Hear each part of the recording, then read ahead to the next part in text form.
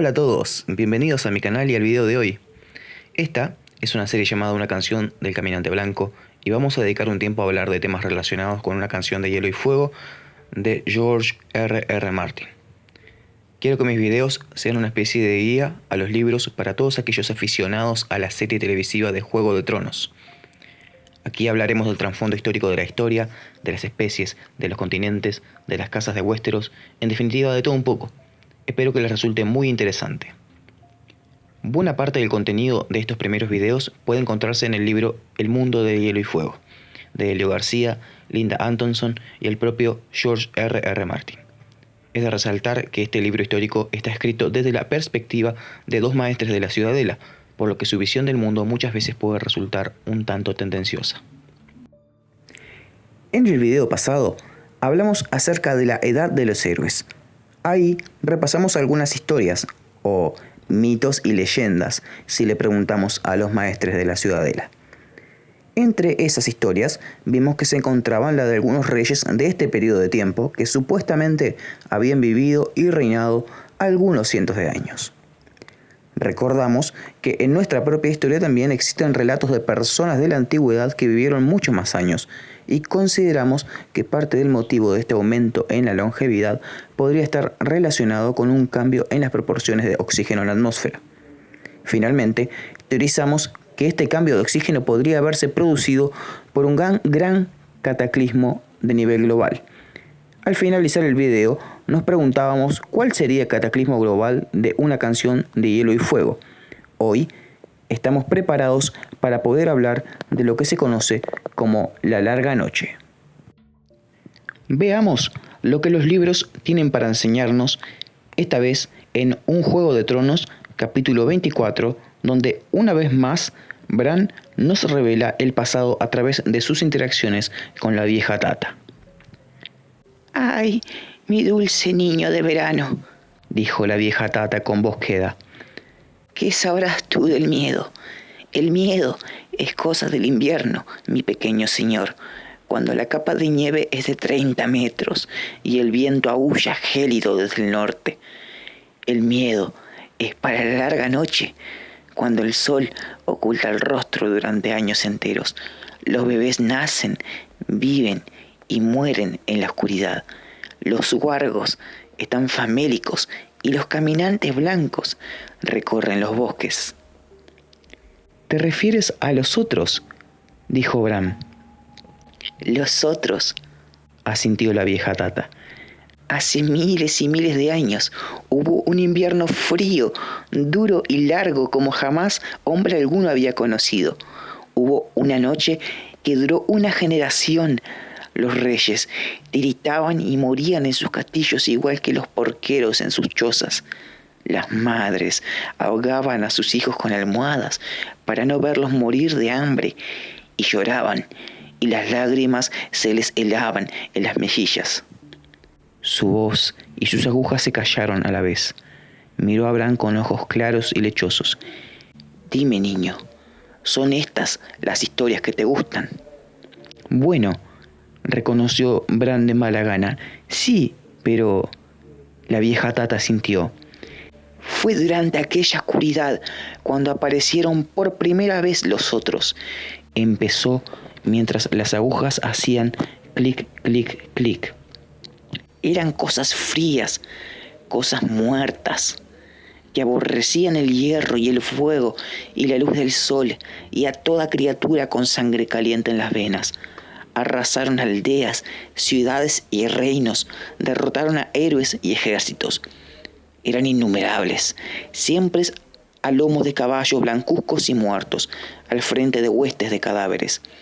Ni todas las espadas de los hombres pudieron detener su avance, ni las doncellas ni los bebés de pecho despertaron su compasión.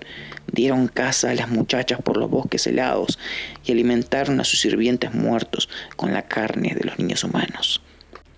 Había bajado mucho la voz, casi no era más que un susurro, y Bran se dio cuenta de que se había inclinado hacia adelante para oírla. Eran los tiempos anteriores a la llegada de los sándalos y mucho antes de que las mujeres cruzaran el mar angosto huyendo de las ciudades del Toine. y los 100 reinos de aquel entonces eran los reinos de los primeros hombres que habían arrebatado estas tierras a los niños del bosque. Pero aquí y allá, en lo más profundo de las espesuras, los niños seguían viviendo en sus ciudades de madera, en las entrañas de las colinas, y los rostros de los árboles montaban guardia.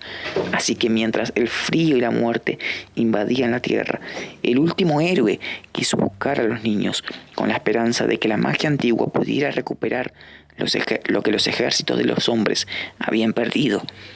Emprendió la marcha hacia las tierras muertas con una espada, un caballo, un perro y una docena de compañeros. Buscó y buscó durante años hasta que desesperó de dar jamás con los niños del bosque en sus ciudades secretas.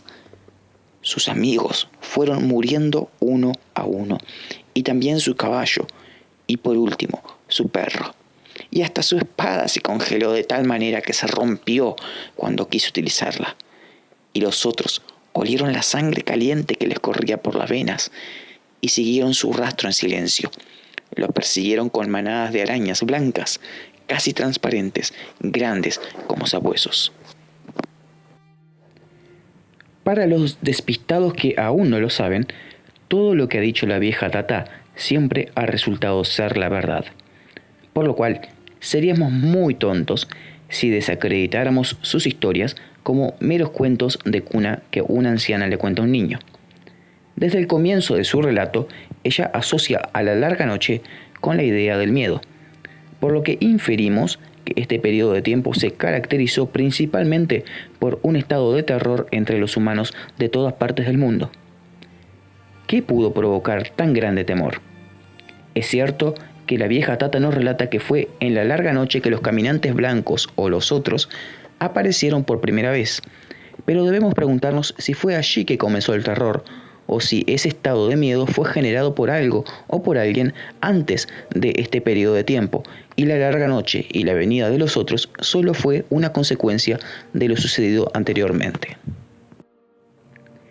Veamos lo que tiene para decirnos Un mundo de hielo y fuego al respecto. A medida que los primeros hombres establecían sus reinos tras el pacto, poco les preocupaba a excepción de sus propias peleas y guerras, o al menos eso nos dicen las historias.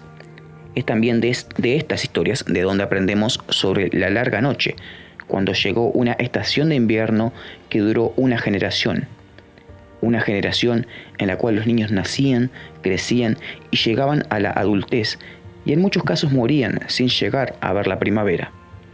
De hecho, algunos de los cuentos más antiguos dicen que nunca llegaron a ver la luz del día. Así de terrible fue el invierno que cayó sobre el mundo. Mientras que esto último podría no ser más que fantasía, el hecho de que algún tipo de cataclismo tuviera lugar hace muchos miles de años parece ser cierto. Lomas Paso Largo, en sus Maravillas creadas por el hombre, relata haberse reunido con descendientes de los Roinar en las ruinas de la ciudad festiva de Croyen, quienes tenían cuentos de una oscuridad que hizo que el Roine menguara y desapareciera. Sus aguas se congelaron incluso tan al sur como en la unión con el Seloru. De acuerdo a estos cuentos, el sol tan solo regresó cuando un héroe convenció a los múltiples niños de la madre Roine, dioses menores como el rey cangrejo y el viejo hombre del río, de dejar a un lado sus disputas y unirse para cantar una canción secreta que trajo de vuelta al día. Resaltamos lo que nos dice este recuento histórico, que a los primeros hombres del pasado poco les preocupaba a excepción de sus propias peleas y guerras. Esto es importante, porque nos brinda una idea del contexto de la situación de la humanidad justo antes de la larga noche. Al parecer, todos se preocupaban únicamente por imponer su poder y establecer su dominio sobre todo y todos. Cualquier parecido con la realidad es mera coincidencia. No hay que pasar por alto el hecho de que se nos diga que es justamente de estas historias que aprendemos de la larga noche. Historias de peleas y guerras, de conquistas, de emperadores. Al parecer, la consecuencia de lo que sea que haya sucedido en ese tiempo fue un invierno que duró toda una generación. Es aquí donde tenemos que atar cabos sueltos. Por un lado tenemos lo que parece ser un gobierno de tiranía que se imponía por la fuerza y trataba de conquistarlo todo. Y por otro tenemos un evento desconocido, pero de un nivel catastrófico global que sumergió a la civilización antigua en un tiempo sin precedentes, un tiempo de cambio climático, un tiempo de oscuridad y formas de vida nunca antes vistas. ¿Qué tipo de evento pudo producir tales cambios? ¿Una explosión nuclear? ¿Dragones? ¿Un meteorito? ¿Algún otro cuerpo proveniente del espacio exterior?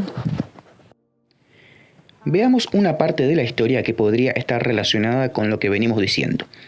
El texto se encuentra en Un Juego de Tronos, capítulo 23, donde a través de Daenerys se nos cuenta: la magia había vuelto en Occidente cuando cayó la maldición sobre Valiria y las tierras del largo verano, y ni el acero fraguado con hechizos, ni los bardos de tormentas, ni los dragones pudieron recuperarla.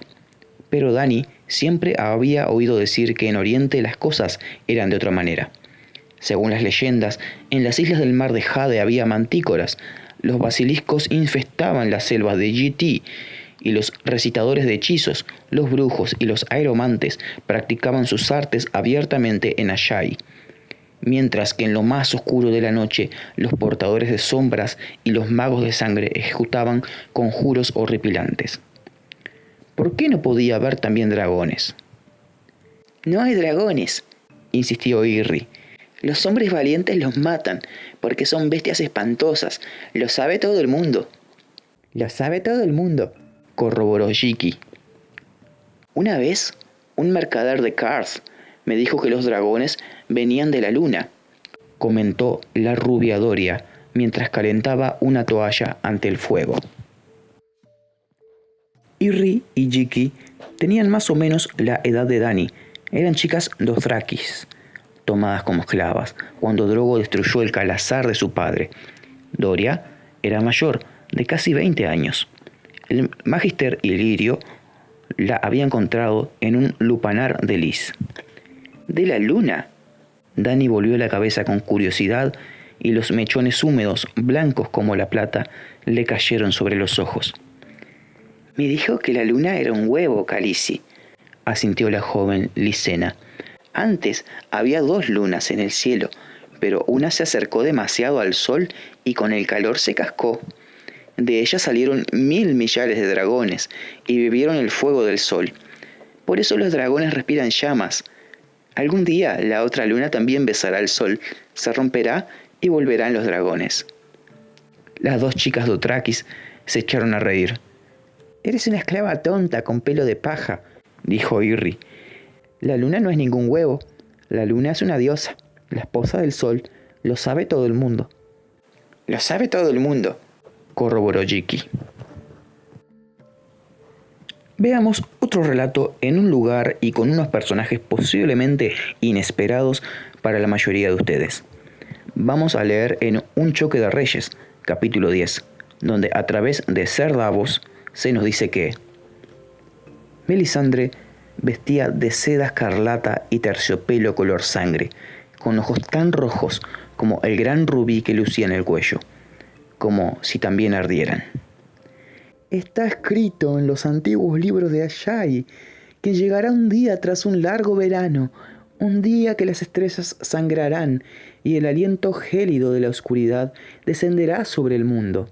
En esa hora espantosa, un guerrero sacará del fuego una espada llameante, y esa espada será portadora de luz, la espada roja de los héroes, y el que la esgrima será Azor Ahai renacido, y la oscuridad huirá a su paso. Alzó la voz para que sus palabras llegaran a todos los congregados. Azor Ahai, amado de Rolor, el guerrero de la luz, el hijo del fuego, adelántate, toma tu espada, te aguarda, adelántate y tómala en tu mano. Y en el mismo capítulo, pero hablando con Salvador San, la espada no era portadora de luz, amigo mío. La espada. Aquel repentino viraje en la conversación inquietó a Davos. La que salió del fuego, sí. La gente siempre me cuenta cosas. Debe ser por mi sonrisa encantadora. ¿De qué le va a servir a Stannis una espada quemada? Una espada ardiente, lo corrigió Davos. Quemada, insistió Salladhor Saan. Ya podéis dar gracias, amigo mío. ¿Conocéis la leyenda de la forja de portadora de luz? Os la contaré. Hubo un tiempo en que la oscuridad cubría el mundo con un manto pesado. Para enfrentarse a ella, el héroe necesitaba una espada de héroe. Sí, una hoja como no se había visto jamás. Así que durante 30 días y 30 noches, Azor Ahai trabajó en el templo sin descanso, forjando una espada en los fuegos sagrados. Calentaba, martilleaba, plegaba, calentaba, martilleaba, plegaba, y así hasta que la tuvo la espada. Pero cuando la metió en el agua para templar el acero, saltó en pedazos. Calentaba, martilleaba, plegaba, calentaba, martilleaba, plegaba, y así hasta que tuvo la espada. Pero cuando la metió en agua para templar el acero, saltó en pedazos. Como un héroe y todo eso, no podían cogerse de hombros y marcharse a comer unas uvas tan deliciosas como estas, de modo que empezó de nuevo. La segunda vez tardó 50 días y 50 noches, y la espada parecía aún mejor que la primera. Azor Ahai capturó un león para templar la hoja clavándola en el corazón de la fiera, pero una vez más el acero se quebró. Grande fue su pesar y mayor aún su pena, porque comprendió lo que debía hacer. 100 días y 100 noches trabajó en la tercera espada y brillaba al rojo blanco en los fuegos sagrados cuando llamó a su esposa. «Nissa, Nissa», gritó, porque tal era su nombre. «Desnuda tu pecho y recuerda que te amo por encima de todo lo que hay en este mundo». Ella obedeció. No sabría deciros por qué. Y Azor Ahai le clavó en el corazón palpitante la espada al rojo.